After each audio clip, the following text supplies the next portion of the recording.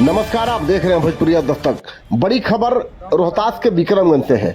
विक्रमगंज में सुबह सुबह एक युवक की गोली मारकर हत्या करने की सूचना प्राप्त हुई। सूचना के बाद मौके पर पुलिस पहुंची और पड़ताल शुरू हुआ।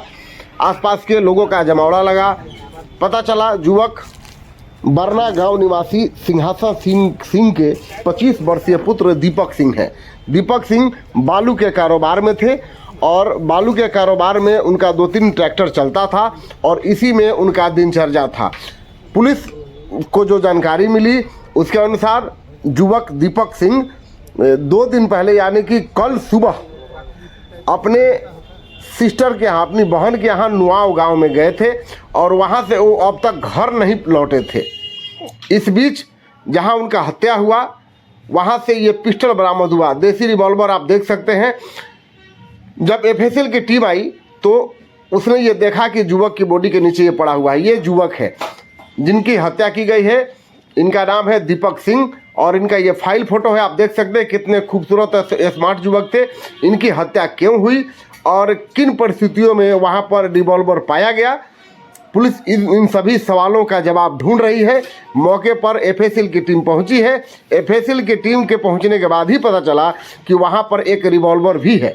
रिवॉल्वर मिलने के बाद पुलिस तरह तरह की सोच आगे बढ़ा रही है। जांच के दायरे बढ़ रहे हैं। आसपास के लोगों के द्वारा भी कानाफूसी का दौर शुरू हो गया है, लेकिन इस संबंध में पुलिस अभी कुछ भी कहने को तैयार नहीं है। पुलिस ने जो कुछ अब तक बताया है मैं आपको सुनाऊंगा। इससे पहले जान लीजिए कि अहले सुबह यानी कि मंगलवार को सुबह सुबह जब तुर्ती गांव के कुछ बच्चे उस नहर से आ रहे थे, हत्या का जो घटना स्थल है, मैं सबसे पहले आपको घटना स्थल बता देता हूं। घटना स्थल जो है वो करियवा बाल के पास है। करियवा बाल के पास जो नहर जाती है यानी कि व्यवहार न्यायालय के पूर्व साइड वाला जो नहर का किनारा है उसी साइड में मर्डर हुआ है। नहर के बैंक पर ही मर्डर हुआ है और एक आम के पेड़ के नीचे उनकी बॉडी पड़ी हुई थी और ऐसा लगता था जैसे किसी ने आम के पेड़ के पास इनको बैठा करके आराम से गोली मारा है। अब गोली किसने मारा, कब मारा, ये पूरी जांच के बाद ही क्लियर हो पाएगी। पुलिस तरह तरह की बात कर रही है, लोग भी तरह तरह की बात कर रहे हैं। ऐसा लगता है कि जैसे रात में करीब 12-1 बजे के आसपास इनकी हत्या की गई है। घटना की सूचना पर पहुंची पुलिस ने एफएसएल को खबर किया और एफएसएल की टीम वहां पर मौके पर पहुंची और एफएसएल की टीम पहुंचने के बाद बॉडी को पलटा जाने लगा और ये एफएसएल की टीम है।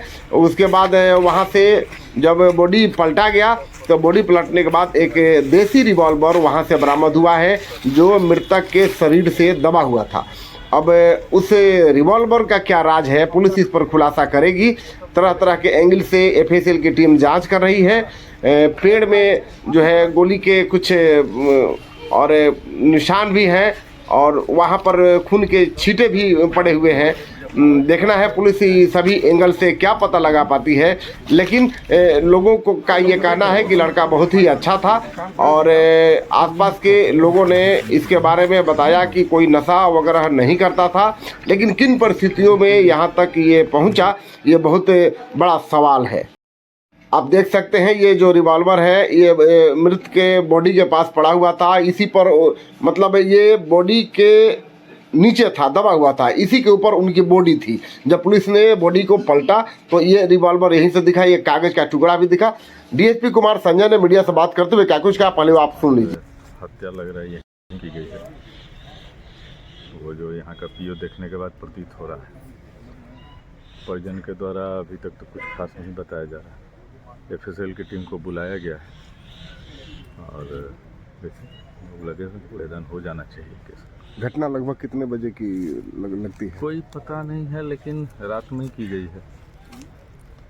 तो वैसे हम लोग बता नहीं पाएंगे कितने देर पहले का है, वो तो पोस्टमार्टम में ही पता चलेगा कि कितने देर पहले हत्या हुई है। परिजनों ने कुछ बताया क्या?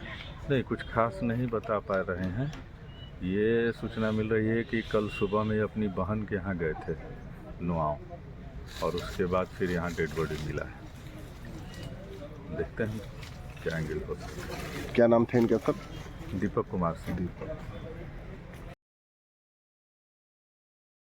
बाद में जानकारी मिली कि दीपक सिंह नवाव से अपने भगना के साथ बाइक पर बैठ करके अपने गांव बरना आ रहे थे। इस बीच वो सलेमपुर पुल पर ही उतर गए।